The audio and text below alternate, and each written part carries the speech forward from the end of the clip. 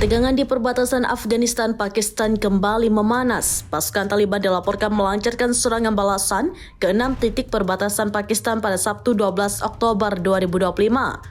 Kementerian Pertahanan Afghanistan menyebut serangan itu merupakan bentuk respon atas tindakan militer Pakistan yang dianggap melanggar wilayah mereka secara berulang kali. Namun pemerintah Pakistan justru menilai tindakan Taliban itu tidak berdasar. Menteri Dalam Negeri Mohsin Naqvi menyebut serangan lintas batas tersebut sebagai aksi sepihak yang memperburuk stabilitas kawasan. Sumber keamanan Pakistan mengungkapkan sedikitnya 6 titik di sepanjang perbatasan menjadi sasaran tembakan berat dari pasukan Afghanistan.